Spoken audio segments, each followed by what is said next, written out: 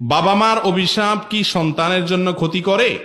খুব দরকারি একটা কথা। বিশেষ করে গ্রাম এলাকাতে বেশিরভাগ বাপমাই কিছু হইলেই সন্তানের একেবারে সব তুলা বদদোয়া করে, আছে না নাই?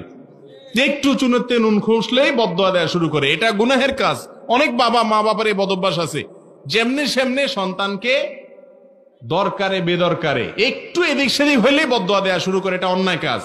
তবে মনে রাখেন, অন্যায় ভাবে যদি মা বাপ বদদোয়া দেয় ওইটা লাগবে। অনেক সময় দেখা যায় আপনি ঠিক কাজই করতেছেন, কিন্তু তারপরও আপনার মা বাপ বদদোয়া দিচ্ছে, আছে না নাই? তো অন্যায় ভাবে বদদোয়া দিলে সে বদদোয়া লাগবে। আর কোরআনে কারিমের আয়াত থেকে বোঝা যায়, খুব বেশি মাথা গরম হইয়া বদদোয়া দিয়ে ফেললে সেটাও আল্লাহ তাআলা কবুল করবেন না। কারণ আল্লাহ জানেন বান্দা এখন মাথা গরম হইয়া কি দিছে। যদি ঠান্ডা মাথায় বদদোয়া দেয় এবং আপনি আসলেই অন্যায় করে থাকেন, তাহলে সেটা বড় ডেঞ্জারাস। মা বাপের বদদোয়া বড়, তখন সাথে সাথে মাপ চায় ওটাকে কি করতে হবে? সাধারণ স্বাভাবিক করতে